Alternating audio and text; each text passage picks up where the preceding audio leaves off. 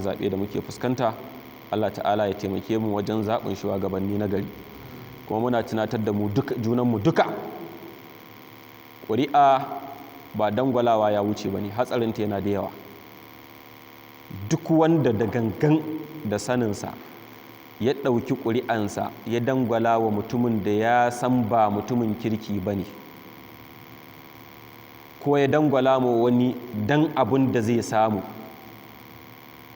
to na farko a duniyance shine duk barnan da wannan wanda ka zaben ya aikata tare da kai za a raba laifin. Duk abin da ya aikata na barna kun yi tarayya da shi, domin da gudumawan kai ga wannan kujerar.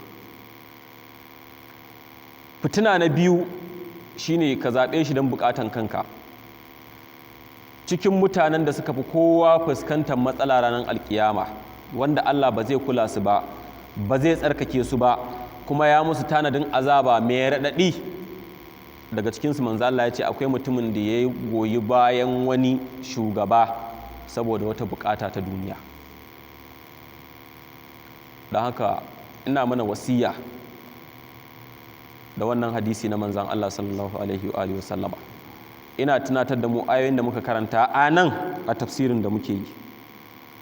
Mun ji sharhin da malam yayi Imam Sa'idi a tafsirin sa karkashin fadin man yashfa'a shafa'atan hasanatan yakul lahu nasibun minha wa man yashfa'a shafa'atan sayyi'atan yakul lahu kiflun minha. Mun ji bayanin da malam yayi. Duk abin da ka sanya gudumawanka a ciki da goyen baya, in abin mai kyau ne, to alherin da aka shuka a ciki kana da lada rabonka a ciki. Idan ko abin da aka shuka mummuna ne, to zunubin kai ma kana da kasonka a ciki gwargwadon gudumawan da ka bayar.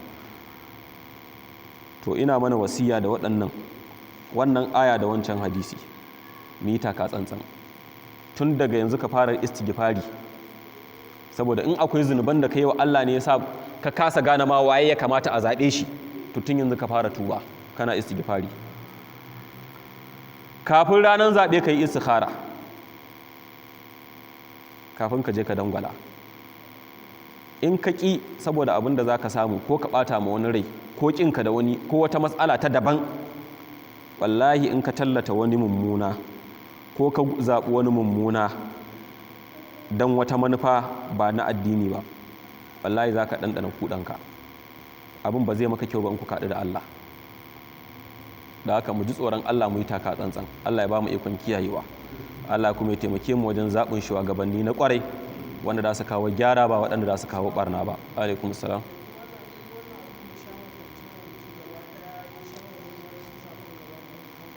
Ƙin yin zaɓen shi ma wani matsalar ne. Gara ka yi lokaci tana nan da za ka yi bincike.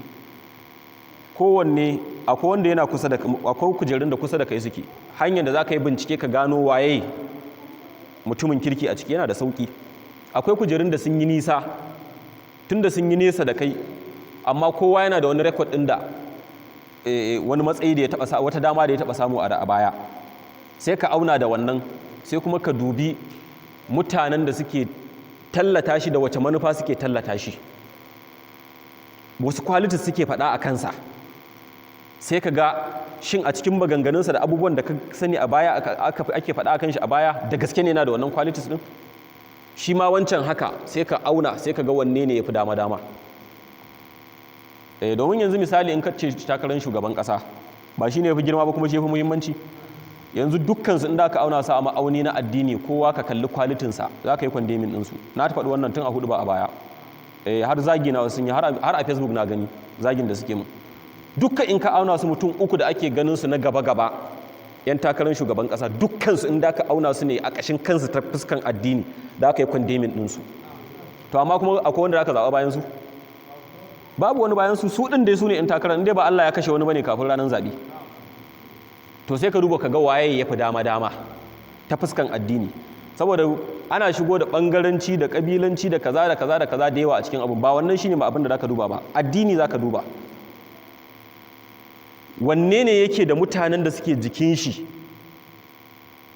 kusa da shi, waɗanda za su, in aka kalli na wannan aka kalli na wannan, na waye suka fi dama-dama ta fuskan addini. Tunda dole duk wanda mutum ya yi kamfen da mutane wanda suka taimaka masa, da su ake yin gwamnati. to su waye nashi suka fi dama to ta nan sai ka ga wanne ne da ya fi maslaha wa addini. Ina fata an fahimta. So wannan shine abubuwan hanyoyin da mutum zai biya auna yayi muƙarana a samu dama domin kada ka kidin kuma ya zama mulki a je a karkata zuwa ga wanda ba shine mai daman ba, kuma kaga matsala ya ta zo ta dugulgule wa mutane a zuwa rasa mata yana za a kama bakin zarar. Allah ya shiryar da mu, Allah ta'ala ya zaba taimake mu wajen samun shugabanni na kwarai. wa sallallahu wa sallim wa barik ala muhammadin ala alihi wa sahbihi wa sallam tasliman kathira. subhanaka allahumma bihamdika ashhadu an la ilaha illa anta astaghfiruka wa atubu ilaik. Assalamu alaikum wa rahmatullahi wa barakatuh.